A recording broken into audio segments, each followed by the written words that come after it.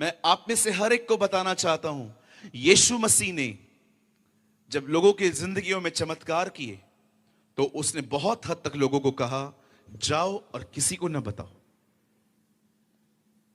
आप जानते हैं, यीशु चमत्कार करता था, लेकिन यीशु हमेशा चाहता था कि लोग चमत्कारों से भी ज्यादा जीने के सिद्धांतों को सीखें। बहुत सारे लोग ये बात नहीं जानते हैं कि यीशु जीवन जीने के सिद्धांतों को सिखाने आया। विश्वास कीजिए, जिसका चरित्र नहीं बदलता उसकी जिंदगी में समस्याएं कभी बंद नहीं होती। मैंने अपनी आंखों से देखा है। मैंने देखा है जिन लोगों का चरित्र नहीं बदलता उनकी जिंदगियों में तकलीफें खत्म ही नहीं होती। मेरा एक दोस्त है, 7 जगहों पे नौकरी बदल चुका है। वो हर जगह पे एक ही प्रॉब्लम होती है उसको।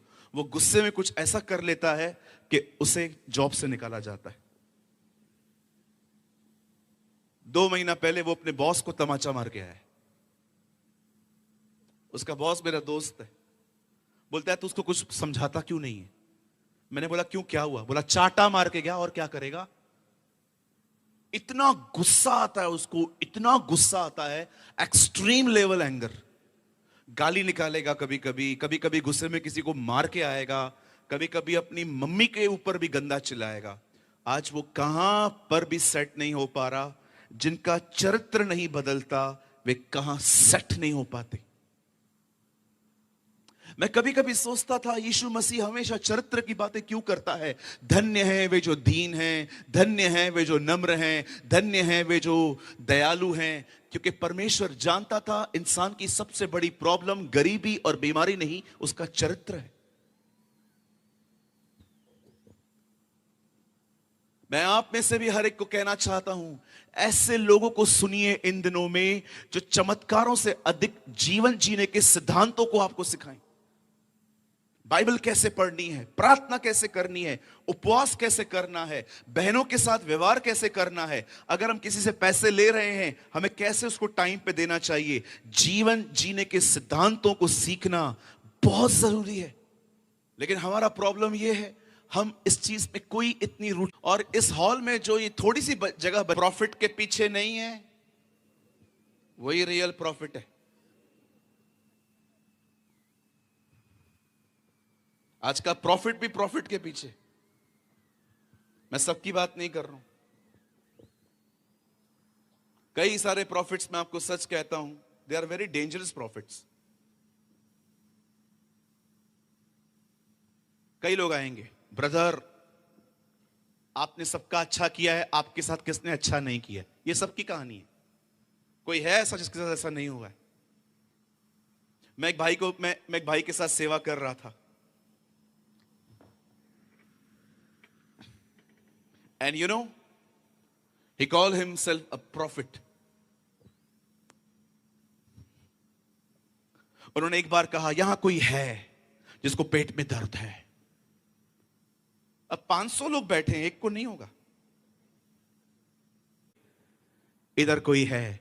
जी नहीं, वो ऐसे नहीं बोलता था, वो नाम लेता था। जकई नीचे उतर, आपका परमेश्वर आपका नाम लेके बुलाता है। This is your God. वो नाम लेके बुलाता है लोगों को। तो मैं आप में से हर एक को कहना चाहता हूं, उन प्रॉफिट्स के पीछे मत जाइए जो आजकल स्कूटर और कार का नंबर बताते हैं। ये वो दिन थे, बाइबल कहती है पुराने नियम के लोग जो होते थे वो लोगों के दिलों को बताते थे, लेकिन आज स्कूटर नंबर, कार नंबर बताया जाता है। अरे क्या करेंगे जी, वो तो ऑलरेडी पता है हमें। ये सब आजकल टीवी पे चलता रहता है। मैं आप में से हर एक को कहना चाहता हूं, मैं विश्वास करता हूं ये सुन के आप प्रभु के वचन के लिए एक जोरदार ताली बजाएंगे। नहीं, सुन तो लो। जानते हो मेरी बाइबल में क्या लिखा है? मैं जानता हूं जो लोग परमेश्वर से प्रेम करते हैं ना, वो झूम उठेंगे। मेरी बाइबल में लिखा है, भविष्यवाणी से अधिक उसका वचन माना जाए। Oh, this is my Bible says that the word of the Lord should be followed प्रभु का वचन भविष्यवाणी से अधिक पालन किया जाए।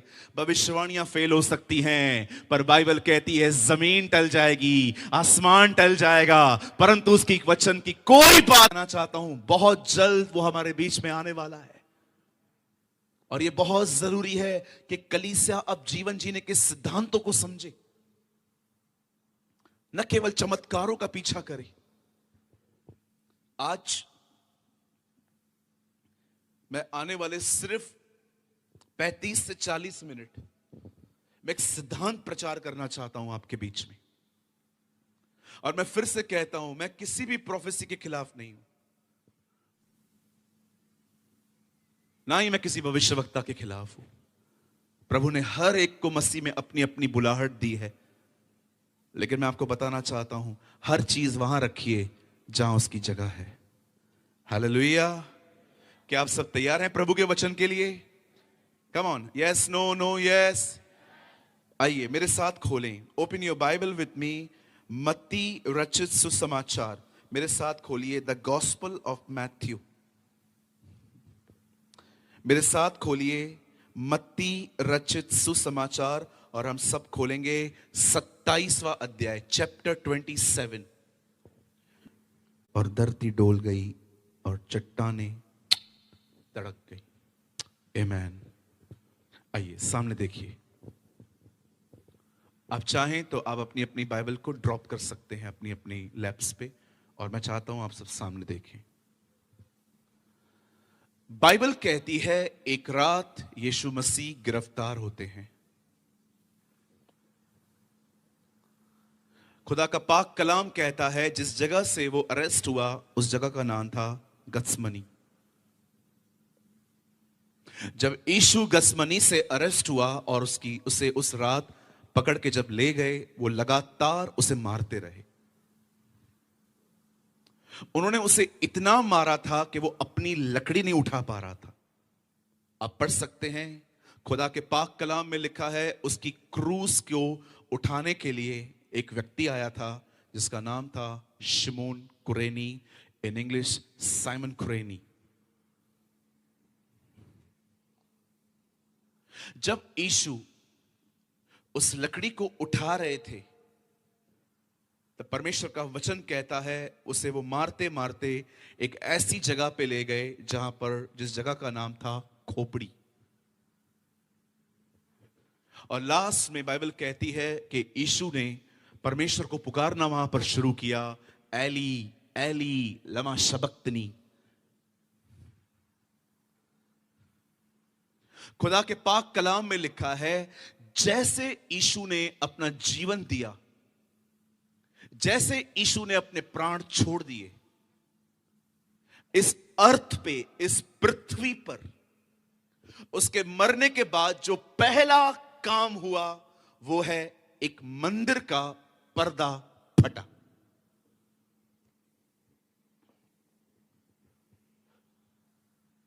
आखिर क्यों उसकी मृत्यु के बाद पहला काम यह हुआ कि मंदिर का पर्दा फट गया? कौन है यह मंदिर? कहां है यह मंदिर? किस तरह का मंदिर है ये? मैं कुछ आपको समझाना चाहता हूं, और मैं वादा करता हूं मैं आपसे ज्यादा समय नहीं लूंगा। ये एक शॉर्ट मैसेज है, लेकिन परमेश्वर ने मुझे आज आपको देने के लिए कहा है, क्योंकि मैं जानता हूं आप में से यहां पर बहुत से लोग हैं जो परमेश्वर के लिए भूखे और प्यासे हैं। मैं जानता हूं जैसे बाइबल कहती है जैसे हिरनी पानी के लिए हाफती है, वैसे ही मेरा मन तेरे लिए हाफता है। मैं विश्वास करता हूं आप में से कुछ लोग यहां पर ऐसे हैं जो उसके लिए जीना और मरना जानते हैं।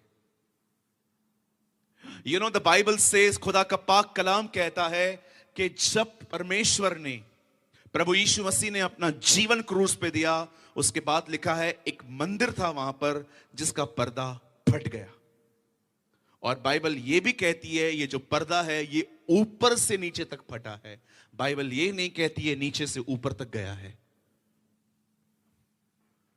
अगर आप मुझे कोई पर्दा फाड़ने के लिए कहे तो विश्वास कीजिए मैं उसको नीचे से ही फाड़ सकता हूं, मैं ऊपर से नहीं फाड़ सकता।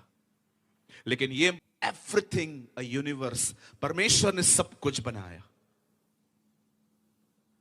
जब परमेश्वर ने सब कुछ बनाया, परमेश्वर ने उसके बाद अपने बेटे, अगर लूका की किताब 3 अध्याय उसका आखिरी वचन पढ़ेंगे तो वहां पर लिखा है आदम परमेश्वर का पुत्र था। खुदा ने अपना बेटा बनाया। एडम, याद रखो, आदम को खुदा ने अपना बेटा कहा है। वंशावली अगर आप पढ़ेंगे तो वहां लास्ट में लिखा है Adam was the son of God. जब परमेश्वर ने आदम को बनाया, बाइबल कहती है परमेश्वर ने आदम को एक जगह पे रखो, स्वर्ग से नीचे आता था मिलने के लिए।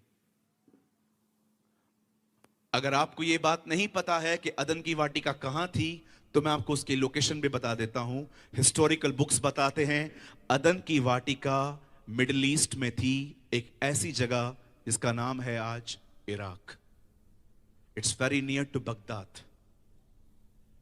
परमेश्वर ने अदन की वाटिका मिडिल ईस्ट में लगाई थी और रोज परमेश्वर स्वर्ग से नीचे उतरते थे, आदम से मिलते थे और फिर चले जाते थे, फिर शाम को आते थे, फिर मिलते थे, चले जाते थे। परमेश्वर रोज आदम से मुलाकातें करता था। लेकिन एक दिन कुछ ऐसा हुआ कि जब परमेश्वर नीचे उतरा, तब परमेश्वर को अदन की वाटिका में कोई नहीं मिला। नोबडी, सब खाली था। और पहली बार परमेश्वर को चिल्लाना पड़ा, आदम, आदम, तू कहां है? हम क्यों पुकारते हैं किसी को? हम क्यों चिल्लाते हैं? क्योंकि कोई दूर है। परमेश्वर ने पुकारा, आदम तू कहां है? और बाइबल कहती है आदम अपने अपने जिस्म को कुछ इस तरह से बाहर वो आया और परमेश्वर ने उससे कहा, क्या हुआ? क्या तूने वो फल खाया?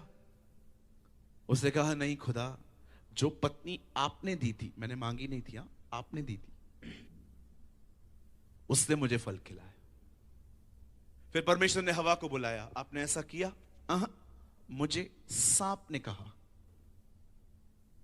अब सांप के पास तो कोई है ही नहीं जिसके ऊपर ब्लेम शिफ्ट करे, नहीं तो वो भी करता। ये सब एक दूसरे पे ब्लेम शिफ्ट करने लग गए और अंत में जब परमेश्वर ने देखा कोई अपना गुनाह नहीं मान रहा है, तब परमेश्वर ने मनुष्य को अदन की वाटिका में से निकाला। मैं आप में से हर एक को बताना चाहता हूं, यहां देखिए, आदम पाप की वजह से अदन की वाटिका से बाहर नहीं निकला। आदम बाहर निकला ईमानदार न होने के कारण। कहिए, परमेश्वर चाहता है मैं ईमानदार बनूं। हां, जोर से बोलो, प्रभु चाहते हैं मैं ऑनेस्ट बनूं। हां, ऑनेस्ट बनना, बोलो ऑनेस्ट बनना। मैं 2 मिनट इसके लिए बात करना चाहता हूं। आप जानते हो आजकल बहुत सारे लोग हैं जो डिसऑनेस्ट हैं। कहिए डिसऑनेस्ट। हां, जोर से बोलो, इतने लोग हो, बोलो डिसऑनेस्ट। हां, जोर से बोलो डिसऑनेस्ट। हां, इसको हिंदी वर्ड है बेईमान। अभी समझ में आया। हमारे बॉम्बे में एक कहावत है, सुन लीजिए, बहुत काम की है ये कहावत। बेईमान से बेईमान सेठ भी मुनीम ईमानदार चाहता है। सबको चीट करेगा, लेकिन जो उसके अकाउंट संभालता है वो ईमानदार होना चाहिए। ही will be the honest person. हमारे कलीसिया में एक बच्चा है, मैंने इसकी मां ने मुझे कहा, भैया से प्रार्थना करवाओ, ये बहुत गुस्सा करता है। तो होता, मैं आपको बताना चाहता हूं, वे ईमानदार थे। वे अपने पाप को मानते थे। बोतल लेके उसके पैरों पे तोड़ देते थे ये लोग कि हम इस व्यापार को बंद कर रहे हैं। और मैं आपको कहना चाहता हूं, अगर आप एक ईमानदार हैं, परमेश्वर आपका आदर करेगा। God will honor you. He honor the honest people. कभी आपने सोचा, कभी आपने सोचा, क्या आप जानते हैं भाइयों बहनों, एक दिन हम स्वर्ग जाएंगे? कितने लोगों को यह विश्वास है हम जाएंगे? बहुत लोगों नहीं है। बोलो बाजू वाले को, क्या प्रॉब्लम है भाई? बोलो हम जाएंगे, जोर से बोलो हम जाएंगे। हाँ, अब ये काम करेंगे, सुनो सोनगढ़ के भाई बहनों, जब हम लोग उधर जाएंगे ना, तो हम लोग मिलके एक पलटन बना के ऊपर उस चोर से मिलेंगे जिसको यीशु मसीह सबसे पहले लेकर गए। उससे पूछेंगे हम, पहली पहली बात हम उससे ये पूछेंगे कि तूने बाइबल कितनी बार पढ़ा था? पता उसका उत्तर क्या होगा? पता ही नहीं है बाइबल होता क्या है। नहीं बनना, इससे ऐसे बनूंगा। हाँ बिल्कुल, जितनों को नहीं बनना, इससे ऐसे बनूंगा। हाँ बिल्कुल, जितनों को पैसे लिए हैं सबको लौटाओ आज जाके। आपने देखा जक्कई ने क्या किया? जब उसे घोषणा की मैं सबको लौटा दूंगा, तब प्रभु ने कहा आज इस घर में उद्धार आया है। O he will be saved. Hallelujah, बोलो यीशु मसीह की।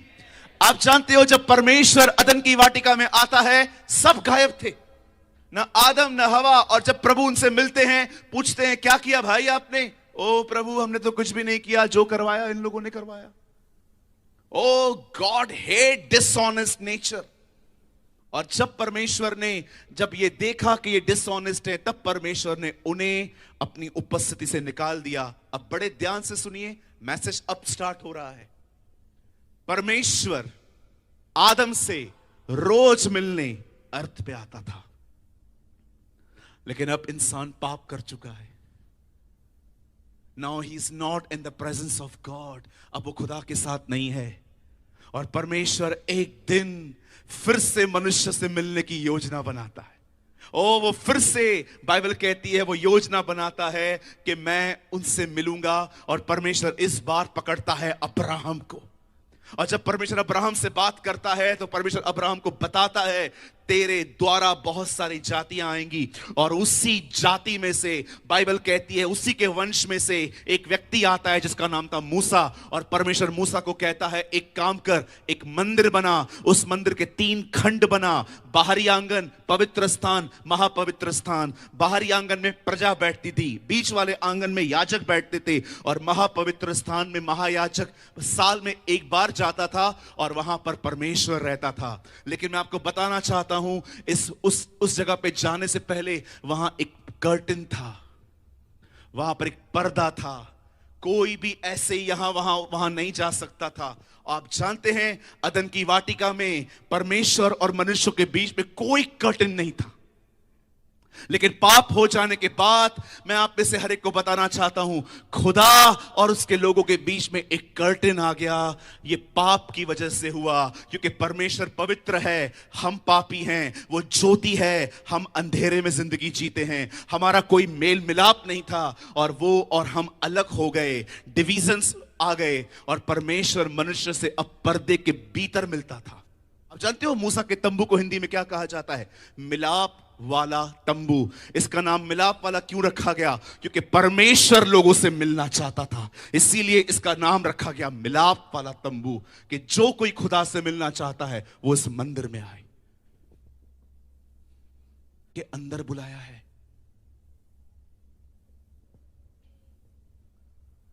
कुछ साल पहले लाहौर में एक लड़की रहती थी।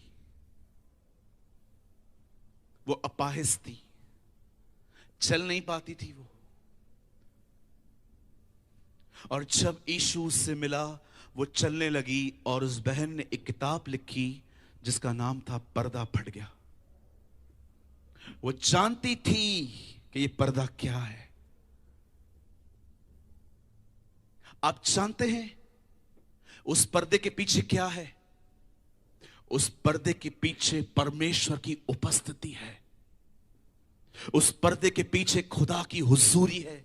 और परमेश्वर ने आप में से हर एक के लिए अपने पुत्र को बलिदान किया, ताकि आप और मैं उस मंदिर के अंदर आ सकें, उसकी उपस्थिति में जीवन जी सकें। मुझे माफ करिएगा अगर आप में से किसी को इस बात से ठेस लगे, लेकिन यह बात सच है। हम में से यहां पर बहुत सारे लोग हो सकते हैं जिन्होंने यीशु पर विश्वास किया, बपतिस्मा भी ले लिया, और माफी पाके हम वापस दुनिया में चले गए और अपनी जिंदगी जी रहे हैं, पिक्चरों पे जा रहे हैं, टीवी देख रहे हैं, सारा दिन घूमते फिरते हैं, मैं आप में से हर एक को कहना चाहता हूं, मेरे भाइयों मेरी बहनों, यीशु मसीह सिर्फ आपके लिए इसलिए नहीं मरा कि आप गुनाहों की माफी करके वापस दुनिया में चले जाएं। ये शायद होते ही ऐसे हैं, वे ऐसा करते हैं क्योंकि वे मूडी हैं, लेकिन मैं आपको बताना चाहता हूं, एक है जिसने आपको अपने करीब लाने के। उन लोगों से उम्मीद करते हो मुझे प्यार करो, मुझे इज्जत दो, साइड करो उसको।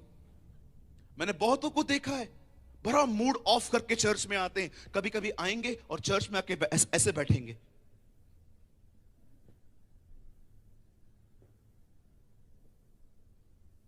और कोई उनको बाजू में आके कहे प्रेज द लॉर्ड। पूछो बाजू वाले को, तू बार बार मुंह सुझा के क्यों आता है चर्च में? पूछो पूछो पूछो, आप लोग भी पूछो, सब पूछो, बहनों 2 बार पूछो। आप तो बहुत सारे लोग हैं ना, चर्च के अंदर आएंगे ऐसे बैठे रहेंगे मुंह फुला के। ओ यार ये क्यों निकाल रहा है तू, कुछ और निकाल। हालेलुया। बहुत लोग चर्च में देखो, क्या हुआ? अरे क्या होगा, वही रोज झगड़ा करती है। ठीक है झगड़े होते रहते हैं, अरे होते रहते हैं, हमारे तो बंद ही नहीं होते। आज क्या हुआ? अरे कुछ नहीं, बोला खाली ऑमलेट बना के दे, मैगी बना के लेकर आई। अभी छोड़ना छोड़ना। कई सारी बहनें जैसे चर्च के अंदर आएंगी, ओह ओह, यू नो, जैसे वो चर्च के अंदर आएंगी, वो आएंगी, ओ स्तुति स्तुति स्तुति स्तुति स्तुति स्तुति स्तुति। प्रभु ऊपर से बोलता है स्तुति बोल मत, कर कर कर कर कर। और जैसे कोई आराधना करेगी बहन और पीछे से धक्का थोड़ा सा, हालेलुया, अरे वो प्यार करता है, उसके पास जाओ। ये आपके बाजू में जो बैठा है ना, ये मूडी है, बोलो मूडी। कितने लोग मेरी बात समझ पा रहे हैं? देखो बाजू वाले को, देखो ये मूडी है, मूडी। कितने लोग मूडी का मतलब समझते हैं? खुश रहेगा आपको खुश रखेगा, दुखी रहेगा आपको धोएगा। क्यों लोगों के पीछे जाते हो? मैं हमेशा कहता हूं, कोई प्यार करता है ले लो, कोई इज्जत देता है ले लो, लेकिन किसी के सामने जोली मत फैलाओ। मुझे प्यार करो, मुझे इज्जत दो। आजकल प्यार पाने के भी नए नए इशारे, पता नहीं कुछ लोग ऐसे करते रहते हैं। ये क्या केकड़ा है, क्या है, व्हाट इज दिस? ऐसा बनाते। हाँ क्या क्या, ये क्या है? ये हार्ट है, अच्छा।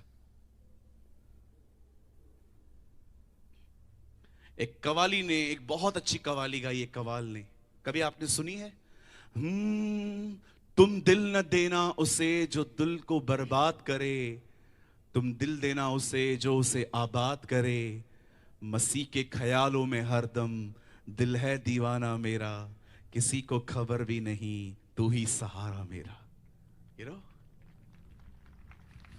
मैं आप में से हर एक को कहना चाहता हूं, इतना छोटा सा दिल है, सही व्यक्ति को दो ना। फिर बहनें बोलती है बाबू छोड़ के चला गया। हाँ बिल्कुल, मैंने देखा है बहुत सारी बहनों को, मेरा बाबू मुझे छोड़ के चला गया, पता नहीं बाबू ने खाना खाया होगा कि नहीं खाया होगा। तुम्हारा ये बाबू मार के इंसान खा जाए, इतना डेंजर बाबू है तुम्हारा। और ये लोग भी कई बार, मेरी सोना मुझे छोड़ के चली गई, वो सोना नहीं है, जादू टोना है। दूर भागो, बोलो बाजू को दूर भाग। अरे जो प्यार करता है उसके पास जाते नहीं हो और लोगों के पास पड़े रहे। ब्रदर मुझे प्यार नहीं करता, मेरे सामने जब ऐसे लोग आते हैं मैं उनसे एक बात पूछता हूं, क्या तुम यीशु को नहीं जानते? क्या तुम अपने परमेश्वर को नहीं पहचानते? तुम्हारे परमेश्वर का नाम भविष्यवाणी नहीं है, वो भविष्यवाणियां करवाता है। तुम्हारे परमेश्वर का नाम अन्य भाषा नहीं है, वो अन्य भाषा कर देता है। लेकिन मैं बताना चाहता हूं, तुम्हारे परमेश्वर का एक नाम है, तुम्हारा परमेश्वर प्रेम है। Your God is love.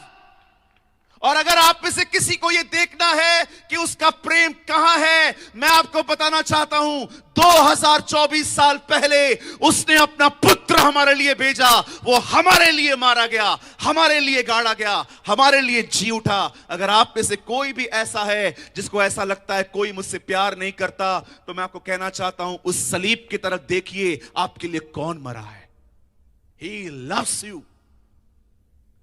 मैं जब भी अपने आप को अकेला फील करता हूं, मैं अपना फोन नहीं उठाता, मैं लोगों को नहीं देखता, मैं अपने खुदा को देखता हूं कि वो मुझसे प्यार करता है। He loves me। उसने कहा मैं तुम्हें अनाथ नहीं छोड़ूंगा, मैं तुम्हारे पास एक पवित्र आत्मा भेजूंगा। आज आपको पता है कितने सारे यंगस्टर्स हैं इन दिनों में जो अपने आप को इनसिक्योर फील करते हैं, थोड़ी थोड़ी बात पे रोते हैं, थोड़ी थोड़ी बात पे परेशान हो जाते हैं। क्यों हो रहे हो? क्योंकि आप अंदर से इनसिक्योर हो। अगर आप में से आज भी कोई ऐसा है जो लोगों से प्यार न पाने पे निराश हो जाता है, मैं आपको बताना चाहता हूं आपकी हालत ऐसी क्यों है, क्योंकि आप उस पर्दे के अंदर नहीं गए हो। मैं आप में से हर एक को कहना चाहता हूं, उस कर्टन में जाना आपके लिए जरूरी है। यीशु मसीह ने वो पर्दा फाड़ा है ताकि हर व्यक्ति वहां पर आए। और आप पूछ सकते हो, सूरज भाई ऐसा क्यों बोल रहे हो आप बार बार, उस कर्टन के अंदर जाना जरूरी है। Now let me explain to you. मैं आपको बताना चाहता हूं ऐसा क्यों। यहां देखिए, मैंने जब बाइबल को पढ़ा, मुझे एक चीज बड़ी विचित्र लगी। क्या आपने उत्पत्ति 1 अध्याय में देखा प्रभु ने दुनिया कैसे बनाई है? रोशनी पहले दिन पे आई है, सूरज चौथे दिन पे आया है। जब परमेश्वर इस सृष्टि को बना रहा है, रोशनी पहले आई है, सूरज बाद में आया है। आज भी आप देखो, आप जब सुबह उठोगे सूरज बाद में आता है, रोशनी पहले आती है। परमेश्वर ने जब इस दुनिया को बनाया, पहले दिन पे उसने रोशनी बनाई। उसके बाद परमेश्वर ने एक पानी को 2 भाग से अलग किया। एक पानी को उससे ऊपर डाल दिया, एक पानी को उससे नीचे रखा, और जो नीचे पड़ा था उसे साइड में लगा के उसे समुद्र कहा। ओ, अब कुछ विचित्र होगा। अब परमेश्वर ने पता है क्या किया? अब परमेश्वर को पेड़ पौधे बनाने थे। मैं आपको बताना चाहता हूं, उसे जमीन की तरफ देख के ये नहीं कहा कि पेड़ पौधों बन जाओ। आप पढ़ के देखो, वहां लिखा है पृथ्वी पर से सारे पेड़ पौधे निकल आए। जब परमेश्वर को पेड़ और पौधे बनाने थे, तब परमेश्वर ने यह नहीं कहा पेड़ पौधे बन जाएं, उससे जमीन से कहा तुझ में से पेड़ पौधे उत्पन्न हो, और लिखा है पेड़ पौधे हो गए। अब मुझे बताइए, अगर जमीन से वो पैदा हुए हैं तो उनकी जड़ कौन है? जमीन। वो जमीन से निकले हैं, जमीन उसकी जड़ है। आप किसी भी पेड़ को जमीन से अलग करके देखो, वो सूख जाता है। क्यों? क्योंकि वो अपनी जड़ से अलग हुआ है। बाय द वे, अगर आप में से कुछ लोग ये बात नहीं जानते तो बताना चाहता हूं, इस दुनिया में जिन भी प्राणियों में जीवन है, उन सब में आंखें हैं। हम में जीवन है, आंखें हैं। जानवरों में जीवन है, आंखें हैं। पर पेड़ एक ऐसी चीज है जिसमें जीवन है पर आंखें नहीं है। बताइए क्यों? क्योंकि पेड़ों को कहां पर भी ट्रेवल नहीं करना है, वो वहीं खड़े रहते हैं। जब परमेश्वर पेड़ों को बनाता है तो उनको इस तरह बनाता है। अब आइए, परमेश्वर एक और चीज बनाता है, यह भी विचित्र है। जब परमेश्वर ने मछलियों को बनाया, खुदा ने यह नहीं कहा हे मछलियों बन जाओ, उसे पानी को कहा पानी में से सारी मछलियां उत्पन्न हो। एक बार फिर से परमेश्वर ने पानी से बात की, इससे पहले उसे जमीन से बात की, और सारी मछलियां पानी में से पानी में बन गई। अब मुझे बताइए, उनकी जड़ कौन है? हाँ, पानी। पेड़ की जड़ कौन है? जमीन। आप एक मछली को पानी में से निकाल के देखो, उसको उसकी जड़ से अलग करके देखो, वो उसी समय तड़प तड़प के मर जाती है। परमेश्वर ने इस सृष्टि को इस तरह बनाया है। ये सब होने के बाद अब परमेश्वर ने कहा अब उसे इंसान बनाना है। आपको पता है उसने क्या किया? उसे उसे उसे पानी से बात की थी, उसे जमीन से बात की थी, अब उसे इंसान बनाना था। पता है उसने क्या किया? लिखा है तब परमेश्वर ने कहा आओ। इतने लोग यहां बैठे हुए हैं, मैं बताना चाहता हूं आप उसमें से निकले हैं, इसलिए आपका उसमें जाना जरूरी है, क्योंकि वही आपकी जड़ है। उसी के साथ रहकर आप खुश रहते हो, उसी के साथ रहकर आप आशीषित होते हो। यीशु ने खून बहाया, उसके बाद पहली चीज ये क्यों हुई? क्योंकि इंसान की रहने की जगह ही परमेश्वर है। आज मैं आप में से पूछना चाहता हूं, जितने मेरे भाई, जितनी मेरी बहनें यहां बैठी हुई हैं, मैं आपसे पूछना चाहता हूं, क्या आप अपने परमेश्वर की उपस्थिति में जीते हैं? क्या आप उसकी प्रेजेंस में हैं? कभी आपने सोचा,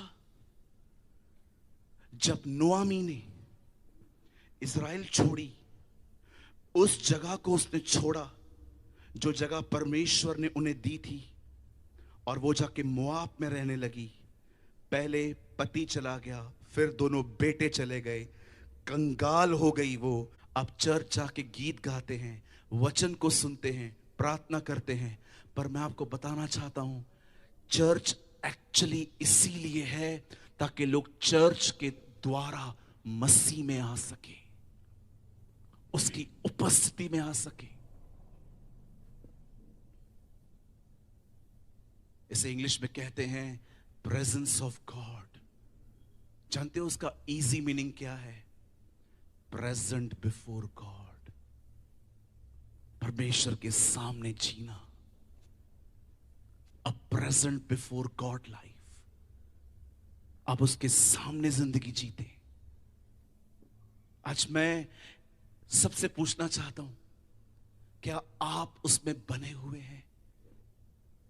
मैं दाखलता हूं, तुम डालियां हो, जो डाली मुझ में बनी रहती है वो फल लाती है। वो आपकी जड़ है, आप उसमें से निकले हैं। बाइबल कहती है आप उसकी समानता में हैं, आप उसके स्वरूप में हैं। आप जानते हैं, मैं ये बोल के खत्म करूंगा, मुझे बहुत दुख होता है जब मैं लोगों को देखता हूं कि परमेश्वर होने के बाद भी वे डिप्रेस लाइफ जीते हैं। You know it's painful. मैं जब लोगों से मिलता हूं और मैं उनकी जिंदगियों को देखता हूं कि वो रो रहे हैं, परेशान हैं, मैं कभी कभी सोचता हूं, प्रभु इनको पता नहीं है कि आप इनके पिता हैं? क्या इन्हें पता नहीं है कि आप इनसे प्यार करते? कभी आपने इस बारे में सोचा है? ब्रदर मैं रोज हंसता हूं, लेकिन ब्रदर मैं बहुत बार अंदर से टूटा हुआ रहता हूं। कोई मेरी इज्जत नहीं करता, कोई मुझे प्यार नहीं करता, कोई मेरे बारे में सोचता नहीं है। पूरी जिंदगी मेरी जिम्मेदारियां निभाते निभाते खत्म हो गई, मेरी कोई वैल्यू नहीं है। ब्रदर कभी आपने सोचा है आपके अंदर इस तरह की जिंदगी क्यों है? आप जानते हो हम कितना इजीली आज नाराज हो जाते हैं। कोई हमें शादी पे बुलाए, कोई हमें न बुलाए, कोई हमें इज्जत दे, कोई हमें न दे। आपने कभी सोचा है मनुष्य का व्यवहार आपको कितना परेशान करता है? क्यों? क्या कारण है? क्योंकि हम उसे नहीं जानते ज्यादा। हम चर्च आते हैं, हम हर संडे चर्च आते, हम प्रेयर करते हैं, हम बाइबल भी पढ़ते हैं, लेकिन फिर भी हम उसे नहीं जानते। अगर हम उसे जानते तो हमारी जिंदगी ऐसी नहीं होती आज। अंकल दिनकरण पूरी जिंदगी उसके सामने घुटनों पे बैठे रहे। मैं आपको मजाक नहीं कर रहा हूं, अंकल दिनकरण कई कई दिन अपने घुटनों पर उसके सामने बैठे रहते थे। रेनाल्ड बोंकी अपने कमरे से कई कई दिन बाहर नहीं आते थे। कभी आपने सोचा मूसा और यहोशू परमेश्वर के तंबू में जाते थे, मूसा बाहर निकल के आता था पर यहोशू बाहर नहीं आता था। क्यों? क्योंकि यहोशू को पसंद था अपने पिता के साथ रहना। मैं आपको सच कहता हूं, जाइए उस पर्दे के अंदर, अपने परमेश्वर से मिलिए। बाइबल नहीं कहती मेरे लोग ज्ञान की कमी के कारण नाश होते हैं। आराम से पढ़ के देखिए, वहां पर लिखा है मेरे लोग मेरा ज्ञान न रखने के कारण, मुझे न जानने के कारण नाश होते हैं। बाइबल का ज्ञान बहुतों के पास है, लेकिन बहुत लोग उसे नहीं जानते। बहुत लोगों ने केमिस्ट्री की तरह बुक को याद किया है। मत्ती 7 में यह लिखा है, 8 में यह लिखा है, 9 में यह लिखा है। They are very strong intellectually. America के न्यूयॉर्क में एक आदमी ने 5 घंटे बाइबल प्रचार की, और जब वो नीचे उतरा तो लोग उससे, यहां से जाने के बाद अपने घर जाइए, दरवाजा बंद करिए और अपने परमेश्वर से बात करना शुरू करिए। आप रोज उससे बात करिए और आप उसके पर्दे में प्रवेश करना शुरू कर देंगे। हालेलुया, बोलो यीशु मसीह की। आज क्या यहां पर कोई निर्णय ले रहा है कि आज के बाद मैं अपना फोन कम यूज करूंगा और सबसे ज्यादा टाइम परमेश्वर को दूंगा? एक भी नहीं। ओह, प्रेज द लॉर्ड। क्या बहनों में से कोई आज निर्णय ले रहा है मैं आज के बाद गप्पे कम मारूंगी और खुदा से अधिक बात करूंगी? Come on, 1 2 3 4 4.5। क्या कोई बहन यहां पर है जो निर्णय ले रही है कि मैं आज के बाद अपना बहुत समय खुदा को दूंगी? Yes, praise the Lord, hallelujah. मेरे भाइयों बहनों, लोगों से बातचीत करना कम कर दो, होने दो लोगों को नाराज, कोई प्रॉब्लम नहीं है। उन्हें क्या पता आप कीमत चुका रहे हो। मुझे जब इस पर्दे के विषय में जानकारी मिली, जब मैंने ये जाना कि मैं खुदा से निकला हूं, मुझे खुदा में लौटना है, और जब मैंने वहां पर प्रवेश करना स्टार्ट किया और जब मैं वहां पर पहुंचा, मैंने लोगों से बातचीत करना कम कर दी। लोग मुझे पता नहीं क्या क्या कहते थे, तू घमंडी बन गया है, अधिक आत्मिक बन गया है, अब तू पागल हो गया है। उनको क्या पता, उनको जो बोलना है बोलने दीजिए। आप उस कीमत को चुकाइए और अंदर जाइए अपने परमेश्वर से मिलने के लिए।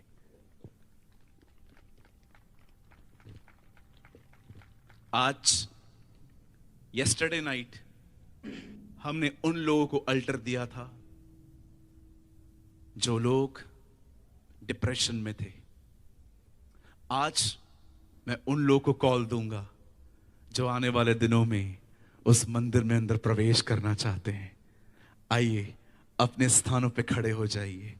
मैं चाहता हूं आराधना करने वाली मंडली जल्दी से ऊपर चली आई। मैं आप में से हर एक से कहना चाहता हूं, आइए अपने अपने स्थानों पे खड़े हो जाइए। हेलो दोस्तों, आप सभी को जय मसीह की। जैसा कि आपने ये वीडियो देखा और ये प्रचार सुना, आई होप आप इस वीडियो को देखने के बाद, इस प्रचार को सुनने के बाद जरूर ब्लेस हुए होंगे। मैं आपको बता दूं कि यह वीडियो हमारा नहीं है और ये चैनल हमारा है, लेकिन ये वीडियोस हमारे नहीं है। ये video Jesus is life channel से लिए गए हैं और इस वीडियो का क्रेडिट जाता है सूरज पेमानी सर को, जिन्होंने परमपिता परमेश्वर के ज्ञान को अपने अंदर धारण किया, ग्रहण किया, एब्जर्व किया और वह लोगों के सामने परमपिता परमेश्वर के प्रचार को बताते रहते हैं।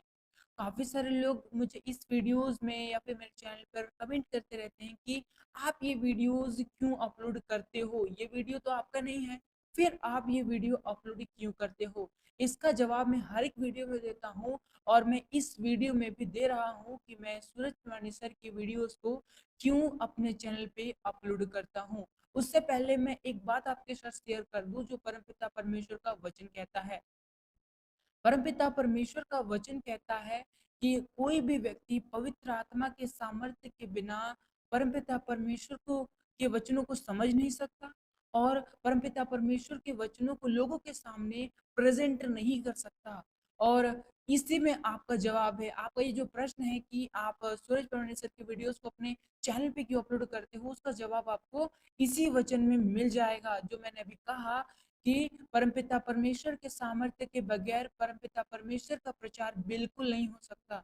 अगर आप इस चैनल के थ्रू अगर आप परमपिता परमेश्वर के वचनों को सुन रहे हो, ब्लेस हो रहे हो और परमपिता परमेश्वर के ज्ञान में आगे बढ़ रहे हो, तो यह हो ही नहीं सकता कि परमपिता परमेश्वर के अनुपस्थिति में ये सारे कार्य हो रहे हैं और ये वीडियोस परमपिता परमेश्वर की उपस्थिति के बगैर अपलोड किए गए हों या आपके तक पहुंचे होंगे। मैं आपसे केवल इतना ही कहना चाहता हूँ कि जब आप इस वीडियो को देख रहे हो, ब्लेस हो रहे हो, तो इसका मतलब ये है कि परमपिता परमेश्वर की उपस्थिति है, पवित्र आत्मा की उपस्थिति है, तभी आप इस चैनल के थ्रू जो वीडियोस आपको मिल रहे हैं, आप उनसे ब्लेस हो रहे हो। सेकेंड पॉइंट हम आपके साथ ये शेयर करने वाले हैं कि जैसा परमपिता परमेश्वर ने हमें आदेश किया है कि जाओ और मेरे ज्ञान को मन फिराओ के संदेश को लोगों तक पहुंचाओ और यह तभी पूरा होगा जब हम लोगों तक परमपिता परमेश्वर के वचन को पहुंचाते हैं। जैसा कि हम जानते हैं कि नए नियम में लिखित पूरी की पूरी घटनाएं यीशु मसीह ने बताई, बहुत सारे दृष्टांतें परमपिता परमेश्वर ने बताई, तो हम देखते हैं कि एक बार तो यीशु मसीह ने बता दिया, लेकिन लोग उसे बार बार रिपीट क्यों करते हैं? लोग उसे बार-बार रिपीट क्यों करते हैं? यहाँ पे सूरज प्रणाली सर भी बताते हैं और अन्य पास्टर्स भी उन दृष्टांतों को बार-बार बताते रहते हैं। क्यों बताते हैं? अगर एक बार यीशु मसीह ने बता दिया तो दूसरी बार किसी और को बताने की क्या ज़रूरत है? तो ये भी आपके मन में आना चाहिए कि जब सूरज प्रमाणी सर ने वीडियोस बनाए, प्रचार आपको आपके साथ शेयर कर दिया और आपको दोबारा ये वीडियोस आपको इस चैनल पे मिल रही हैं, तो आप ये सवाल कर रहे हो कि ये सूरज प्रमाणी सर की वीडियोस आप अपने चैनल पे अपलोड क्यों करते हो? वैसे ही जब यीशु मसीह ने परमपिता परमेश्वर के ज्ञान से कई सारे दृष्टांत हम तक पहुँचाए और हम उसे बाइबल में देखते हैं, तो ये पास्टर्स क्यों उन दृष्टांतों को दोबारा हमें बताते हैं? क्योंकि हम उन दृष्टांतों को बार-बार सुने और समझे और जितनों ने नहीं सुना है, जितने नए नए लोगों ने नहीं सुना है, वह इसे सुने और ब्लेस हो।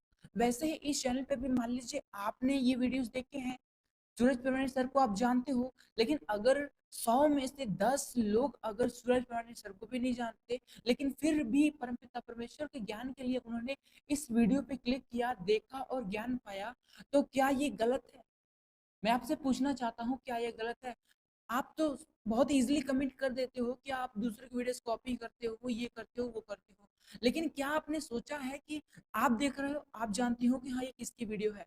लेकिन जो नहीं जानता है, वो इस वीडियो को देख रहा है, आशीषित हो रहा है, ज्ञान मिल रहा है उसे, तो उसमें कौन-सी बड़ी गलत बात है? मतलब गलत बात कैसे हुई? जब हम यीशु मसीह के वचनों को बार-बार सुन सकते हैं, तो हम सूरज प्रमाणी सर के द्वारा बताए गए उन वचनों को दोबारा क्यों नहीं सुन सकते? आप दोबारा सुन रहे हो सकता है कोई और दोबारा नहीं फर्स्ट टाइम सुन रहा हो, तो आप ऐसे कमेंट करते हो, कॉपी कर दिया, ये कर दिया, तो फिर इसमें आप क्या इफ़ेक्ट देना चाहते हो? आप क्या बताना चाहते हो? तो आज का मेरा कहने का मतलब इतना ही है कि ये जो वीडियो है सूरज प्रमाणी सर की है, लेकिन वचन उनका नहीं है। वचन परमपिता परमेश्वर का है, यीशु मसीह का है, पवित्र आत्मा के द्वारा कही जाती हैं और ये जो पुस्तकें हैं, मत्ती है, मरकुस है, यूहन्ना है, ज़रूर लिखा तो मत्ती और यूहन्ना नहीं है, मरकुस नहीं है, इन लोगों ने लिखा है। लेकिन लिखवाया किसने है? परमपिता परमेश्वर ने। वैसे ही लोग परमपिता परमेश्वर को बताते तो ज़रूर हैं, लेकिन बताने वाला परमेश्वर है, पवित्र आत्मा है, जिसके सामर्थ्य से हर एक व्यक्ति बताता है। तो हम ये नहीं कह सकते कि ये वीडियो इसका है, ये वीडियो उसका है।